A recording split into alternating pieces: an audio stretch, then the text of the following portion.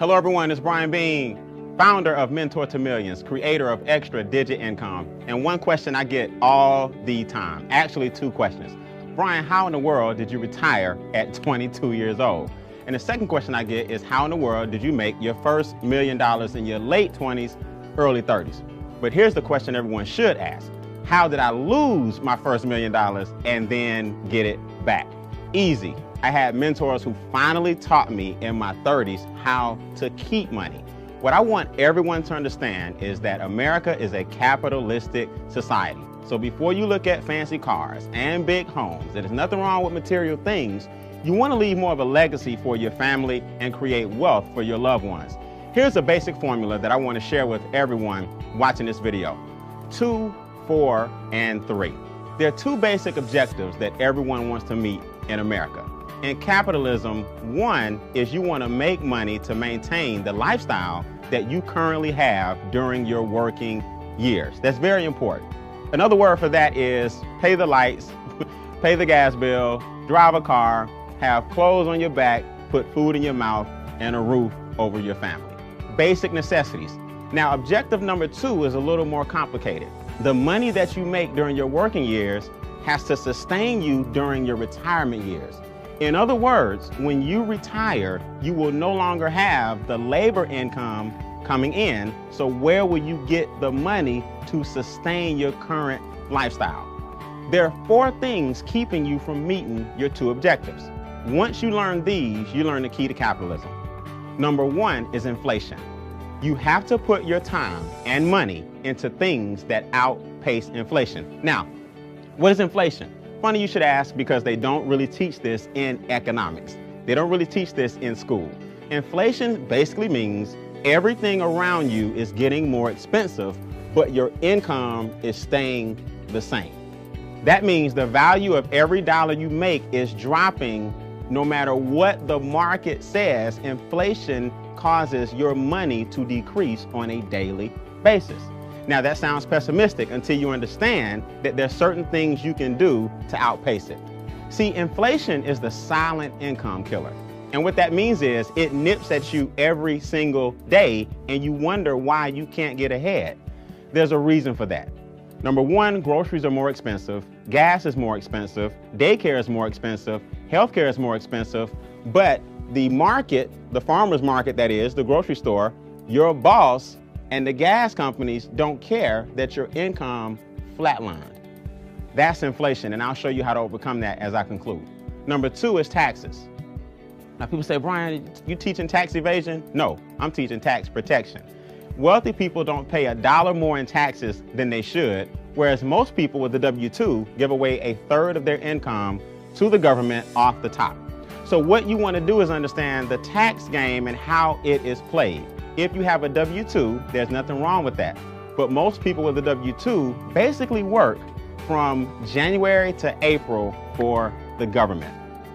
Which brings you to challenge number 3, debt. If the government is taking 1/3 of your income off the top, we're forced to do what? Borrow the rest. So now the government will get paid from January to April, and then the banks will get paid from May to September, because you have to pay all the money back that you borrowed on student loans, car notes, credit cards, mortgages, department stores. So the banks and governments are making money off of your lack of money. Which brings us to number 4. Challenge number 4 is less than ideal cash flow decisions. When you get hit with inflation and taxes are taken out of your check, and debt is up to here, you start to make emotional decisions that prolong your journey to financial freedom. There are 3 solutions to your 4 challenges. Number 1 is real simple, cash flow management. Cash flow management basically means the lack of money is costing you more money. That's a negative cash flow cycle. Overdraft fees, payday loans, anything that takes money, late fees on bills, anything that takes money out of your pocket is tying up your cash flow and making it negative. What you want to do is learn how to flip your negative cash flow cycle into a positive so that your money will stay in your house longer. So when I lost my first $1 million, I ended up getting it back because I was able to use my own money and scale it and not make the same mistakes I made in my 20s. The second thing you can do, second solution, open a home-based business.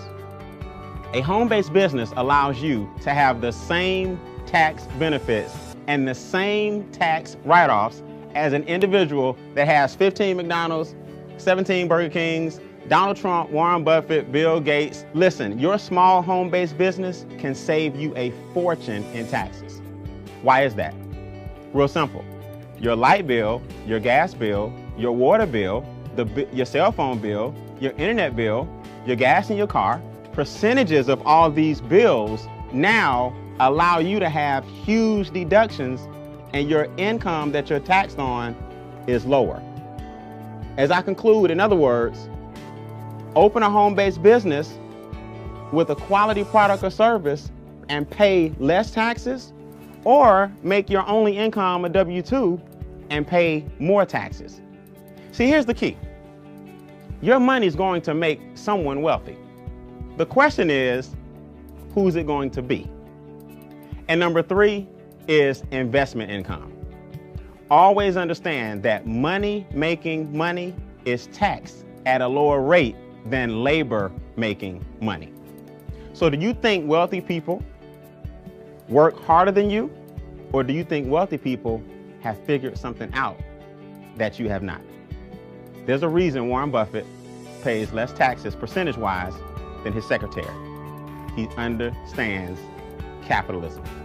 Remember, guys, making money talks, yes, but creating wealth whispers. I'm Beane. Continue to create, sustain, and advance.